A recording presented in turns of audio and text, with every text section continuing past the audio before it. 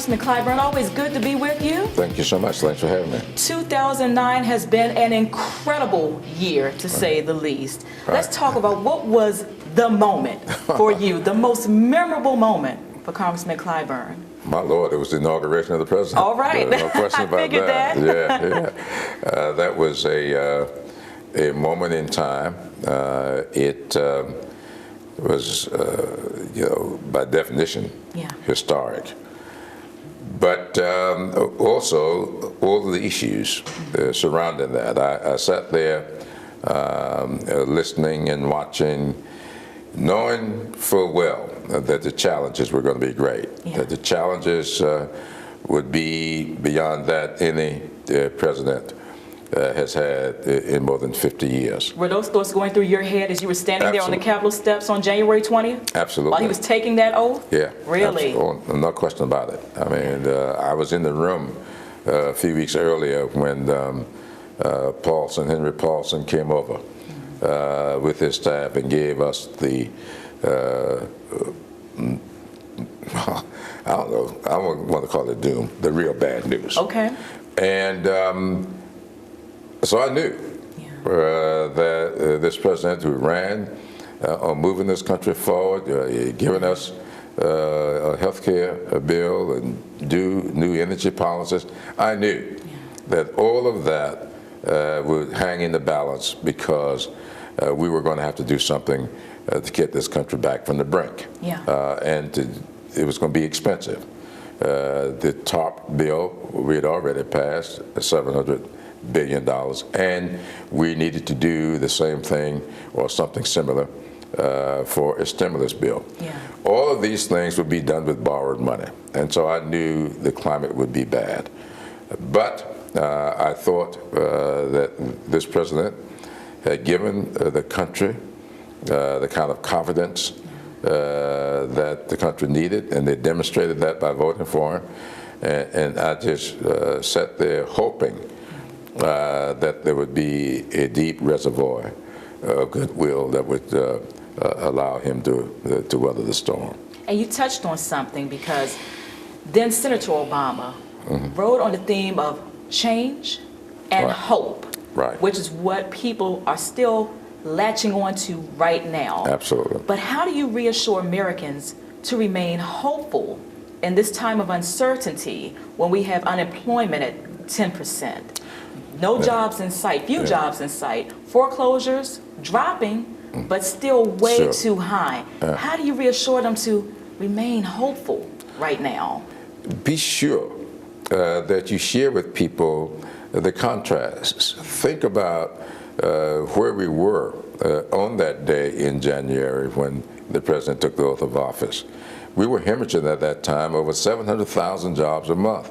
In fact, the month of January, if my memory serves, 741,000 jobs were lost. The month of November, 10 months later, only 11,000 jobs were lost. Now, that 11,000 job loss wasn't a one-time thing. The previous month was 500-something thousand jobs, and the month before that, 300,000 or 400,000 jobs. So we were going down. What we've done now, we've started an upward spiral. So with that much said, why are Americans right now frustrated with the president and with Congress? The president's approval rating at its lowest ever at 49%. Congress right now, highest disapproval rating at 68%, 77% among independent voters right now. How do you assure that 2010 the Democrats will be victorious with those kind of numbers? I can't assure that, but I do believe that people will see before the elections the results of a lot of things we're doing now. We are building greater deficits, but the fact of the matter is you do not save your way out of a recession. You have to spend your way out of recession. So there will be more spending. There's going to be more spending. There's got to be more spending. And we would hope that this spending will lead to the kind of growth that will allow incomes to be made and taxes to be paid, and therefore deficits to be reduced. That's how you do it. If people continue without income, you're never going to get out of this situation.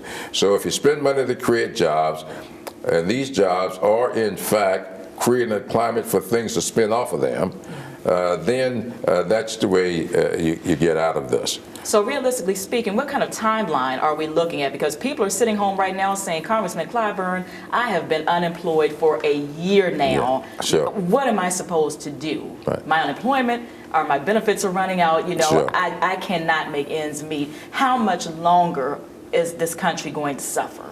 Well, there are some people who are now beginning to say that we will see significant movement by the third quarter of this year. Now, I do know that there's some experts say that we're going to be in double digits for a long time. I'm not too sure about that. We've gone from 10.2 down to 10, and the fact of the matter is, if we have the kind of activity in December that we usually have, or something close to it, then that 10 point is going to fall down to some 9 or something. And what we have to hope is that when that falls to 9 something, that enough is in place in January for the after Christmas drop off, not to push us back up to 10%. So a lot of this is wishful thinking. A lot of it happens to be the faith and confidence that we have in what we're doing, and we just have to hope for the best. The president reflected back over the past year, and he gave himself a B plus as his own self-assessment of his tenure. Accurate or debatable? Well, I think it's pretty accurate. When you look at what he was faced with when he came into office and what he's been able to do, we weren't just hemorrhaging jobs and having a big financial crisis. We were also being looked upon by the rest of the world as pariahs. I mean, we really were held in very low esteem. And I think, if nothing else, when President Obama took the oath of office, our reputation around the world began to be restored. And so much of what we've got to do is dependent upon our relationships with other countries. We're not going to be able to successfully fight the war on terror unless we've got good relationships with other countries.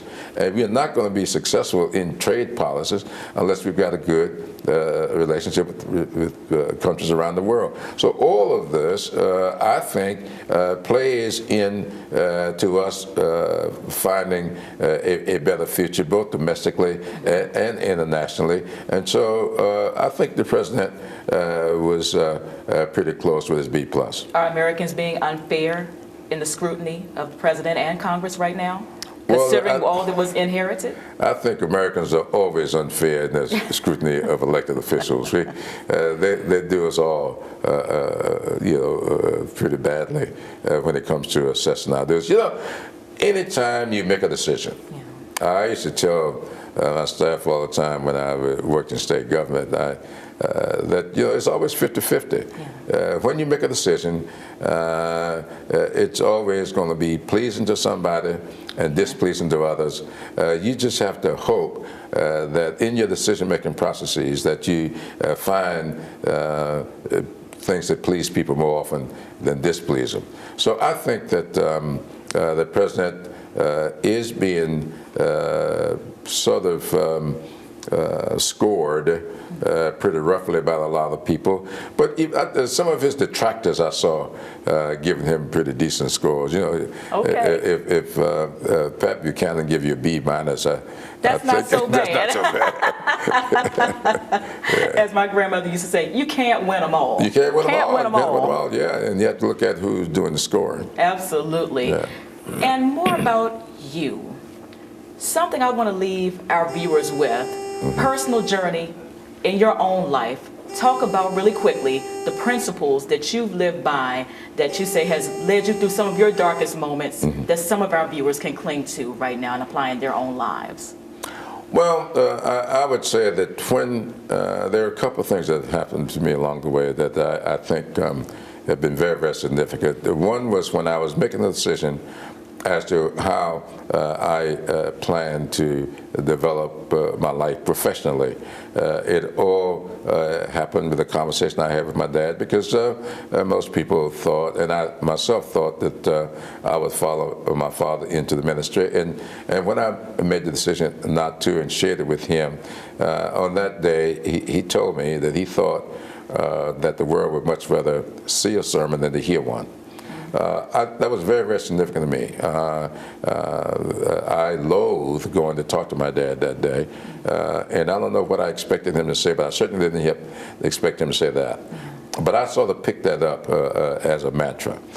And when I got in public life, I remember early on trying to weather some storms, and I read a book, an autobiography of the man who marketed Coca-Cola, and in that autobiography, he wrote something that stuck with me, and I picked up as a mantra. He said, "There's no limit to what one can get accomplished if you don't get hung up on who gets the credit."